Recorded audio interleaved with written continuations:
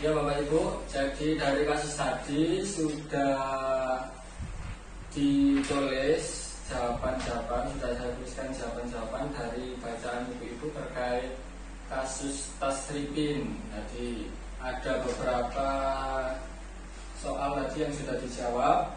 Yang pertama, apa saja pekerjaan dan tanggung jawab yang dilakukan oleh Tasripin dalam menghidupi adiknya?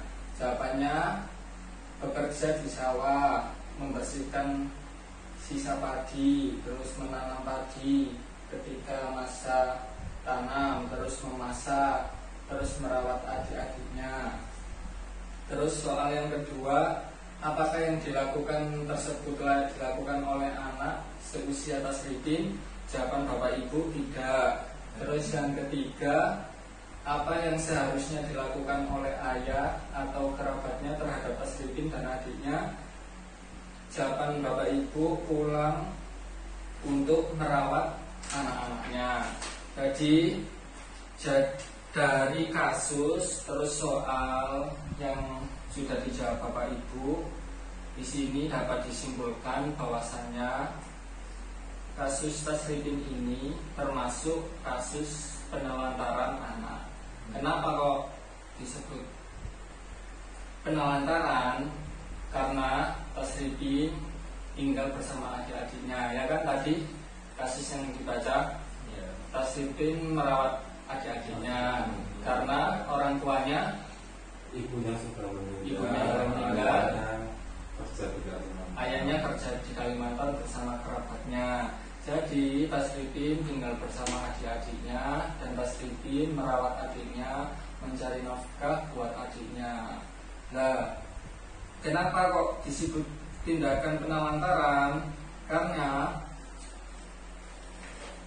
di kasus tersebut tidak dilakukannya tanggung jawab orang tua terhadap anak. Tanggung jawab apa? Mengasuh anak, terus memberi makan kepada anak, terus kebutuhan dasar kepada anak, kasih sayang. Tasripin tidak sekolah, adik-adiknya juga. Lah ini kan orang tuanya malah tinggal di Kalimantan, anak Tasripin dan adik-adiknya di rumah untuk merawat adik-adiknya. Nah, ini termasuk kasus penelantaran anak karena Tasripin merawat adik-adiknya. Selanjutnya bisa dibuka buku pintarnya halaman 35. Di sini sudah saya siapkan juga flipchart atau poster. Sudah dibuka? Sudah. 35. Sudah. Nah, di situ ada penjelasan terkait pengertian penelantaran anak. Jadi setelah membaca kasus Tasripin tadi dan kita sama-sama sudah menjawab soal, dan dari kasus tersebut kita sudah bisa menyimpulkan bahwasanya yang dilakukan orang tuanya Tasripin adalah tindakan penelantaran anak.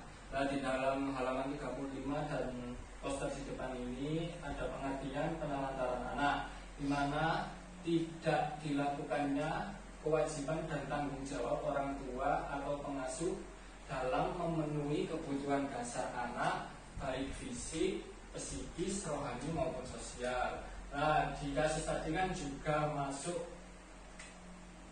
tidak memenuhi kebutuhan dasar anak, psikis, fisik, rohani maupun sosial karena orang tuanya tinggal di Kalimantan sedangkan Tasripin bersama adik-adiknya di rumah.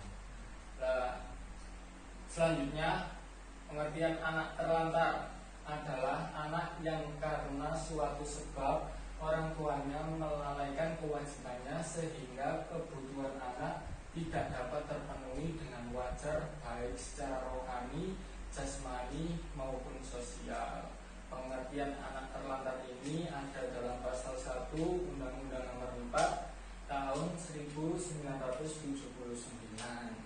Jadi sudah bisa ditarik kesimpulan dari kasus tadi terkait kasus Tasripin bahwasannya di situ ada tindakan yang dilakukan oleh orang tuanya, yaitu tindakan penelantaran anak. Nah, dalam kali ini kita akan membahas tentang pencegahan penelantaran